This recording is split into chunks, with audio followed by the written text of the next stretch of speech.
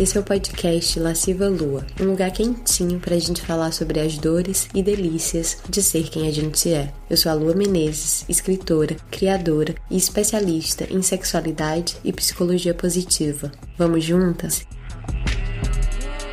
Oi, deusa! Chegamos ao quarto e último episódio dessa temporada Pocket, edição Jardim das Delícias, e eu espero que os conteúdos que eu trouxe estejam fazendo sentido para você, para o seu momento, assim como fizeram as mais de 2.000 mulheres que foram alunas desse curso. E para encerrar, eu escolhi falar sobre como despertar a capacidade inata que todas nós temos de viver eroticamente. E aí eu vou explicar que falar de erotismo vai muito além de sexo. O erotismo é uma fonte abundante e muito democrática de prazer e vitalidade que pode permear todos os aspectos da nossa vida.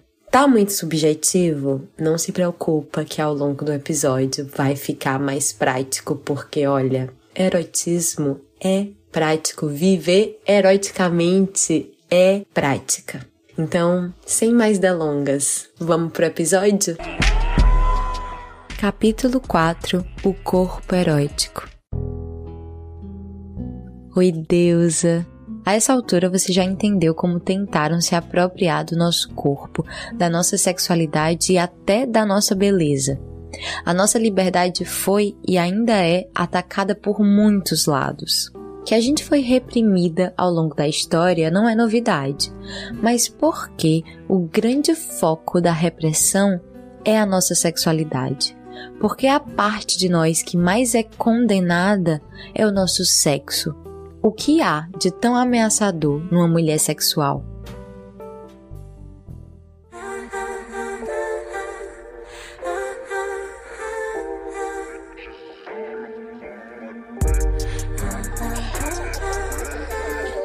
Arrisco algumas respostas. Uma mulher sem medo e sem pudor de explorar seu corpo pode acabar descobrindo uma força dentro de si que é justamente a força que lhe disseram que ela não tinha. Uma mulher que goza é uma mulher com mais energia para lutar pelo que ela quer e para conquistar espaços até então dominados confortavelmente por homens.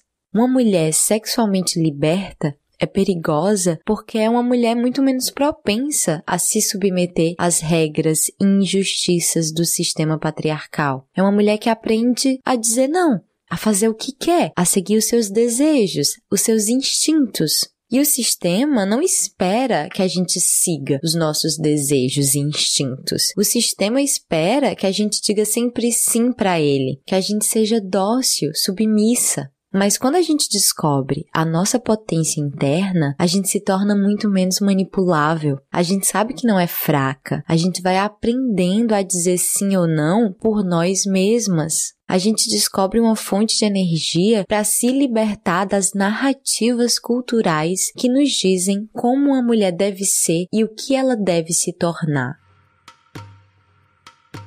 Hoje em dia se prega que a gente vive uma era de liberação sexual, mas a verdade é que na prática ainda há muitas regrinhas podando e moldando o comportamento sexual da mulher. A gente aprende desde muito cedo que a gente tem que se comportar, fechar as pernas, tirar a mão daí, que existe mulher pra casar e mulher pra comer, que a gente tem que ser sexy, mas não pode ser vulgar, que a gente tem que ser dama na sociedade e puta na cama. Há uma pressão louca para que a gente seja atraente para o sexo oposto e para que a gente saiba servir ao sexo oposto, para que a gente seja boa de cama. Nos dizem que isso é o poder da mulher, mas é na verdade só mais um disfarce moderno para uma crença antiga, aquela que diz que a mulher tem de servir ao homem. Essa é uma armadilha muito cruel e muito sutil, porque deixa implícito que a nossa potência enquanto mulher é medida pela nossa capacidade de atrair, satisfazer e manter um homem. Como se mulher de verdade fosse aquela que atrai muitos machos.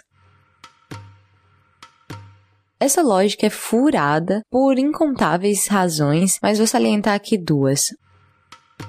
Uma é uma lógica super heteronormativa, que assume que toda mulher gosta de homem, o que não é verdade, está longe de ser verdade. Tem muita mulher que não tem o mínimo interesse em homem. E 2, opressora, porque coloca a sexualidade feminina vinculada à validação masculina. A gente está sujeita a cair na armadilha de colocar nosso valor no olhar do outro. A gente está acostumada a se preocupar constantemente com o que vão pensar, dizer, julgar. A gente está acostumada a dar satisfação, a justificar os nossos atos, as nossas escolhas. Não só no quesito sexual, mas também familiar, profissional, existencial. De fato, quando se diz respeito ao nosso corpo e o que a gente faz com ele, a pressão é absurda. A vítima de estupro ainda se vê tendo que responder que roupa estava usando. A mulher cujo corpo não se encaixa no padrão é cobrada de explicar por que ela não está no padrão. A mãe sobrecarregada tem que pedir desculpas para tirar um tempo para si. Eu poderia continuar com uma lista enorme de exemplos, mas seria chato e meu propósito maior é trazer delícias, apontar caminhos e soluções.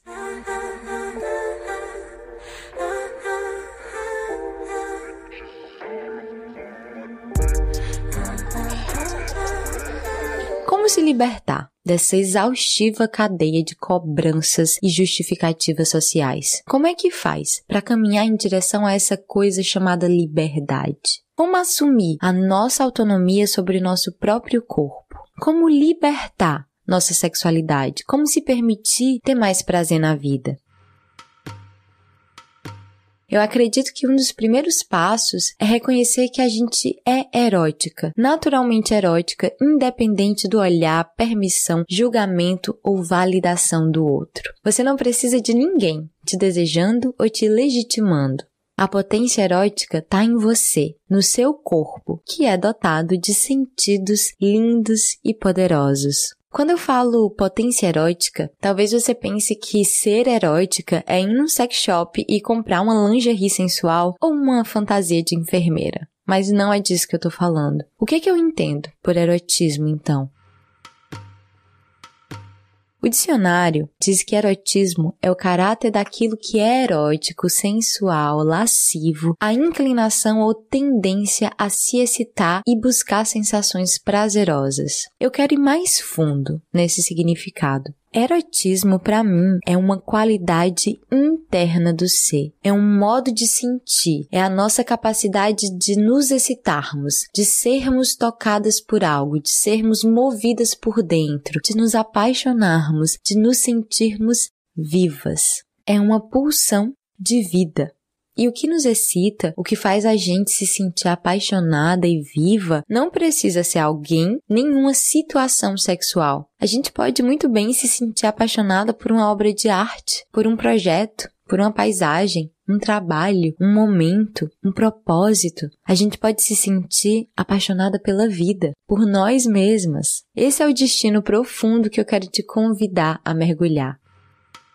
Eu quero te convidar a despertar a consciência do teu corpo erótico. Em primeiro lugar, despertar o corpo erótico é despertar a percepção. Quando a gente nega o corpo erótico, a gente atrofia a nossa capacidade de sentir, em geral. E isso é perigoso porque a gente se desconecta ainda mais do corpo que a gente é. A gente deixa de se perceber, de perceber as sensações que o corpo nos dá e é através dessas sensações que o corpo se comunica com a gente. Por exemplo, quando a gente está num ambiente tóxico, o nosso corpo nos avisa, talvez com uma dor de cabeça, uma sensação de desconforto, uma falta de energia. Quando a gente está numa relação tóxica, o nosso corpo também avisa, tensiona, a vagina se fecha. Quando a gente não exercita a arte de se sentir, a gente acaba fazendo milhares de coisas que a gente não gosta, ou coisas que nos adoecem, que nos machucam, porque a gente acha que são obrigações. Mas eu te digo uma coisa, deusa. Você tem muito menos obrigação do que imagina. Você não é obrigada. Acordar o corpo erótico é então acordar esse corpo que sente, que percebe. É acordar para a vida. E aí você começa a, peraí, esse negócio que eu tô fazendo aqui não é bom pra mim, eu não me sinto bem de verdade fazendo isso. Ou o contrário, você pode começar a fazer alguma coisa e, nossa, isso daqui me faz bem, isso daqui me dá energia, isso me faz me sentir mais motivada. E essa percepção vale para tudo, para as mais singelas coisas e também para as grandes. Isso é autoconhecimento na prática, é quando você exercita a sua escuta. E isso abre caminho para que você possa cuidar de você com mais consciência, sabendo o que te faz bem e o que te faz mal. Em segundo lugar, quando você desperta o corpo erótico, você se abre para o prazer. Essa expressão se abrir para o prazer não é à toa. Você pode se blindar contra o prazer por diversos motivos, desde culpa, vergonha, crença de não merecimento, de achar que você não merece ser feliz. Enfim, se você está blindada contra o prazer não tem como entrar na sua vida. E eu não tô falando só de prazer sexual, eu tô falando também de prazer sensorial, prazer erótico, o prazer que vem dos estímulos que os teus sentidos captam. Você pode sentir prazer vendo uma paisagem bonita, sentindo um cheiro gostoso, tocando um veludo. Você pode sentir prazer ouvindo uma música que te emocione. O corpo tem vários mecanismos para sentir prazer. E como alimentar o nosso corpo erótico? Aqui a gente vai falar rapidinho de coisas práticas, como ter mais prazer na vida, como alimentar o corpo eroticamente no dia a dia.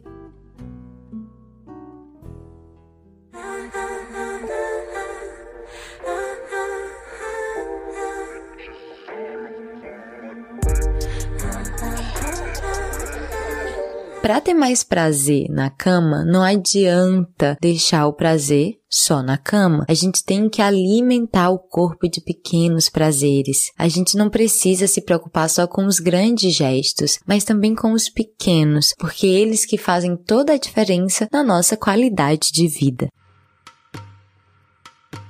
Tudo começa quando a gente reconhece o potencial erótico do nosso corpo e a gente se permite sentir eroticamente.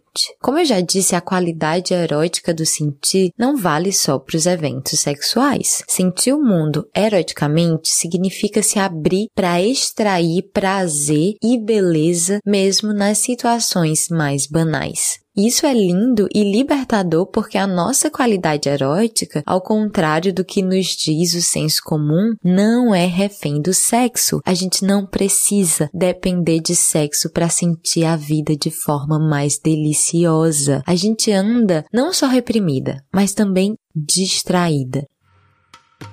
Exercitar a arte da presença é uma das melhores formas para começar a alimentar o corpo erótico, porque a gente começa a reparar nas pequenas belezas que atravessam o nosso caminho todos os dias. A gente começa a reparar nas pequenas poesias das coisas.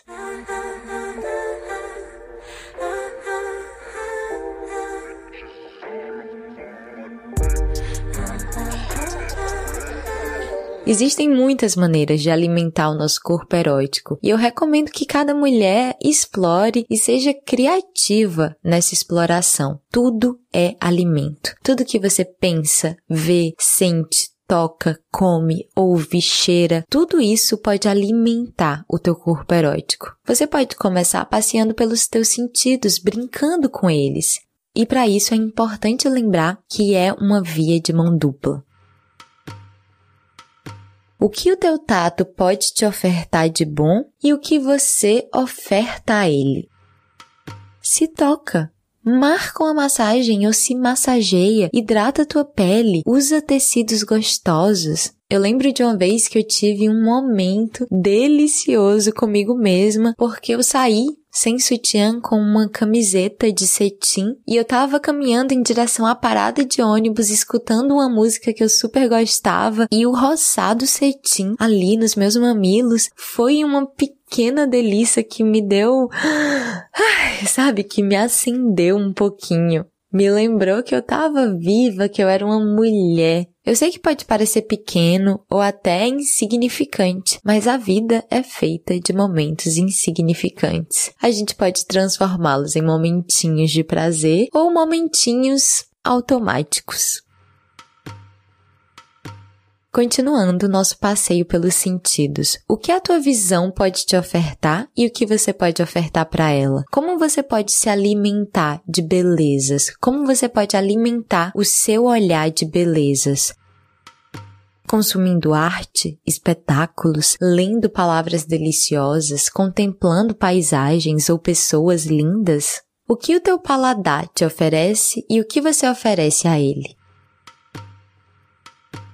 Você pode ter um momento erótico comendo uma fruta suculenta. Você pode se levar para jantar. Você pode cozinhar para você. O que o teu olfato te oferece e o que você oferece a ele? Você pode perfumar sua vida, comprar incenso, vela, óleo essencial, investir em aromaterapia, sei lá. O que tua audição oferece e o que você pode oferecer a ela? Tá ansiosa demais? Que tal colocar uma música calma? Ou quer se conectar com a sua libido? Que tal fazer uma playlist de músicas sensuais e dançar pra você na frente do espelho? Aliás, movimentar o corpo é crucial. O ser humano não foi feito para inércia. Quando a gente se movimenta, a gente ativa um sistema inteiro que vai liberar hormônios que vão fazer a gente se sentir bem. O sedentarismo desconecta mesmo a gente do corpo. E eu não tô falando aqui de fazer exercício pra ficar louca, ficar noiada, ficar tentando entrar num padrão de corpo. Não é isso. Eu tô falando de se movimentar por prazer. Outra maneira de alimentar o corpo erótico é consumindo arte erótica. E a melhor arte erótica que existe é a arte erótica feminista. Eu vou ter que puxar a sardinha aqui pro nosso lado. A gente vive numa sociedade profundamente imagética. E as imagens que a gente recebe sobre sexualidade vêm muito com esse peso da objetificação da mulher, da imposição do padrão de beleza. Então, se a gente consome muito essas imagens, a gente acaba reforçando as crenças que vêm junto com essas imagens. Quando a gente consome uma arte erótica feminista, ou seja, comprometida em dar novos referenciais, novas visões, novas compreensões da mulher, quando a gente consome arte que mostra mulheres libertas, poderosas, gozando seus corpos, quando mais a gente vê criações artísticas, sejam livros, filmes, novelas, ilustrações, que representem mulheres como protagonistas das suas vidas e das suas escolhas, mais a gente vai acreditar que essa é uma realidade possível. A arte alimenta não só o nosso corpo, mas também a nossa psique. Quem nunca assistiu um filme com uma protagonista forte e saiu do cinema ou desligou a Netflix se sentindo um pouquinho mais confiante, acreditando um pouquinho mais no próprio poder? Essa é a qualidade da arte de inspirar. E ela pode muito bem inspirar o seu corpo erótico. Bom, deusa, eu espero que você tenha gostado dessa temporada Pocket. Espero que os conteúdos de cada episódio tenham te enriquecido. E se sim, se foi precioso pra você, manda pras amigas. Vamos levar a palavra do prazer, porque conhecimento é poder sim. E eu acredito demais nesse nosso trabalho de multiplicadoras. Pra mim foi um prazer revisitar esses conteúdos, porque o Jardim das Delícias foi o primeiro curso que eu pari no mundo e foi lindo demais, teve uma trajetória linda demais, desde o momento de pesquisa, quando eu tava escrevendo os roteiros de cada aula, pesquisando, até o momento que a gente lançou, e cada turma que a gente abriu foram 11 turmas, mais de 2.000 mulheres. Então foi um período lindo demais, e ele não existe mais, o que dá uma dorzinha no coração, mas ele não existe mais por um bom motivo, que foi: o meu trabalho cresceu, se expandiu, a ciência se atualizou, então alguns detalhes do jardim precisavam ser atualizados. Por exemplo, até pouco tempo atrás havia um consenso que dizia que o clitóris tinha 8.000 terminações nervosas. Recentemente veio uma nova pesquisa e disse que não, que na verdade tem mais. Então, por detalhes como esse, por eu ter estudado mais, me especializado ainda mais, ter feito pós-graduação em psicologia positiva, eu senti que o jardim precisava se transformar e crescer junto comigo. E foi assim que ele virou Prazer e Delícias. Então, apesar dessa saudade que dá, o Prazer e Delícias tá aqui firme e forte, um curso ainda mais completo sobre sexualidade positiva, gozo, corpo, tudo isso que a gente conversou nessa temporada Pocket e muito mais, porque lá não tem só teoria, tem também a prática para realmente te ajudar a viver cada vez mais eroticamente e de um jeito que seja genuíno e bonito para você, sem seguir regras, sem seguir fórmulas, de um jeito que faça sentido para você. Isso é uma das coisas que eu mais acredito. E se você sentir no seu coração de continuar nessa jornada de investigação e descoberta das suas delícias, fica o convite para você vir pro Prazer e Delícias. Vai ser uma honra te ter com a gente. Até a próxima!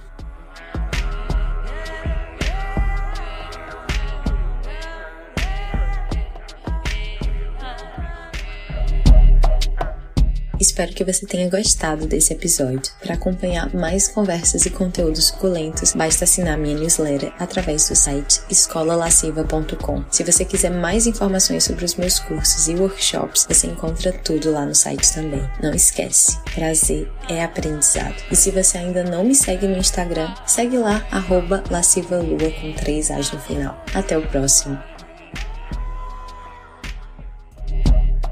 O podcast Lasciva Lua é uma criação de Lua Menezes, edição de Domênica Mendes, trechos de música de Luísa e os Alquimistas, produção de Giovana Dias, Sandrine Miller e Laura Fernandes. As artes gráficas são de Deia Guandalini.